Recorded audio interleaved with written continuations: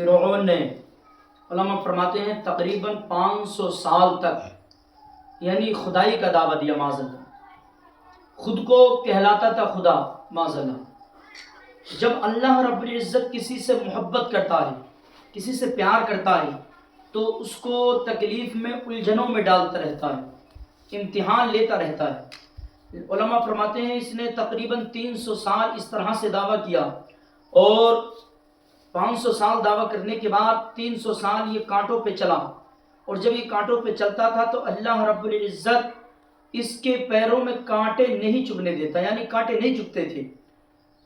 عریضہ پیش کیا ہے اللہ تبارک و تعالیٰ یہ تو اور زیادہ دعویٰ کرے گا، تو اللہ رب العزت نے ارشاد فرمایا میں اس کو آزما رہا ہوں، دیکھتا ہوں کہاں تک، کس حد تک پہنچتا ہے۔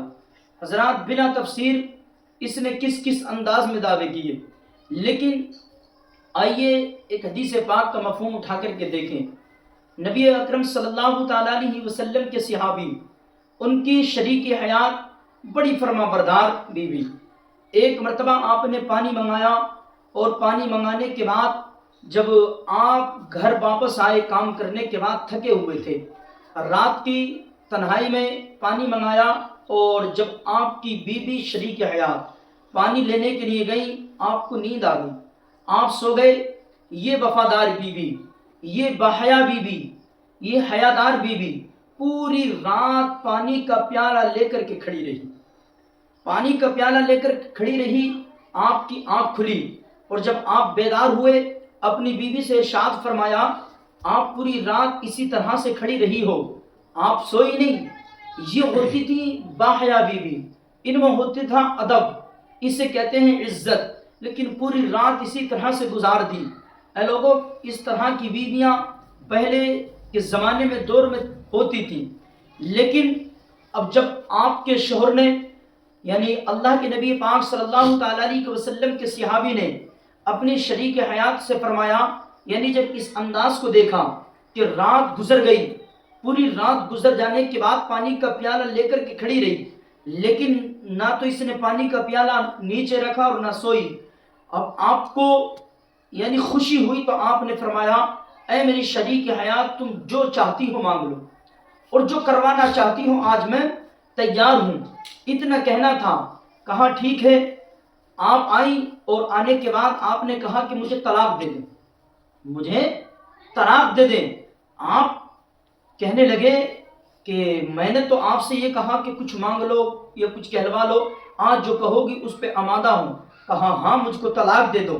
آپ پریشان ہو گئے اور سوچنے لگے اتنی باحیا بیوی، اتنی حیادار بیوی، اب ایسی مشکل ہے کہ زندگی میں دوبارہ مل جائے، دوبارہ مجھ کو ایسی بیوی ملنا بڑا مشکل ہے، لیکن آپ نے وعدہ کر لیا تھا جو چاہو پوچھ لو، مانگ لو، لے لو۔ اتنا کہنا تو پریشانی کے عالم میں اپنی بیوی سے فرمایا میں وعدہ کر چکا ہوں، لیکن میں چاہتا یہ ہوں اگر آپ کی اجازت ہو تو ایک رات کی مہلت اور دے دی جائے۔ انشاءاللہ تعالی صبح آمینہ کے لال عبد المطلب کے پوتے عبداللہ کے لگتے جگر کے قریب جائیں گے، اپنے آقا شہنشاہ عالم صلی اللہ تعالیٰ علیہ وسلم کے پاس جائیں گے، اور ان سے مشورہ لیں گے، ضرور کائنات کا دولہا کوئی نہ کوئی حل نکالے گا۔ آمینہ کا لال تمام کو مشکلوں میں سے نکالنے کے لیے اس دنیا میں تشریف لے کر کے آیا، یعنی روتوں کو ہنسانے کے لیے کائنات کا دولہا تشریف لے کر کے آیا۔ اے میری شریک حیات آپ تھوڑی مجھ کو مہلت دیں اور اجازت دیں، صبح کائنات کے دولہا کے قریب چلیں گے اور اپنا سارا قصہ بیان کریں گے۔ کہا ٹھیک ہے، میں اس بات پہ تیار ہوں، میں اس بات پہ آمادہ ہوں۔ اب آپ کو پوری رات کربٹوں پہ کربٹیں بدلتے رہے، آپ کو نیند نہیں آتی، نیند نہیں آئی۔ صبح جب اٹھے بستر سے اٹھنے کے بعد کہا چلو مسجد نبوی۔ آپ کے گھر سے مسجد نبوی دور تھی۔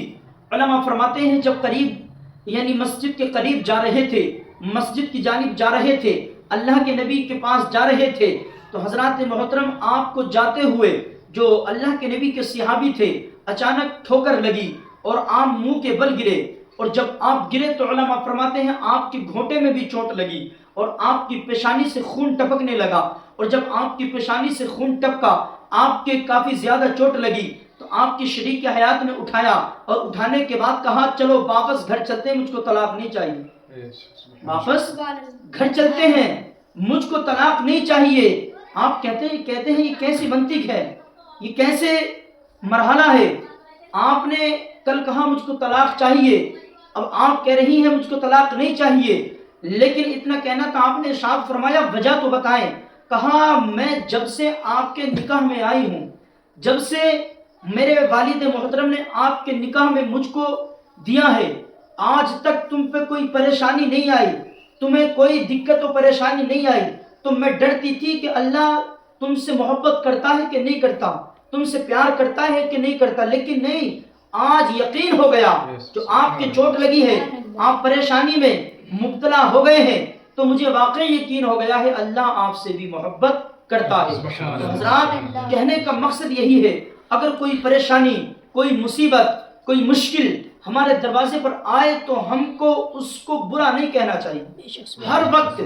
ہر وقت اللہ رب العزت کا، اللہ تبارک و تعالیٰ کا شکر ادا کرنا چاہیے. اے لوگوں، ہو سکتا ہے اگر کوئی پریشانی مثال کے طور پر ہمارے گھر کے جانور پر آ جائے، ہماری مشنری پر آ جائے، ہماری اور کسی مالیت پر آ جائے، تو ہو سکتا ہے یہ ہماری جان کا فدیہ ہے. تو ان پریشانیوں کو، ان مصیبتوں کو، ان مشکلوں کو بس یہ سمجھ کر کے ٹال دیا کریں کہ بے شک اللہ رب العزت ہم سے پیار کرتا ہے، محبت کرتا ہے.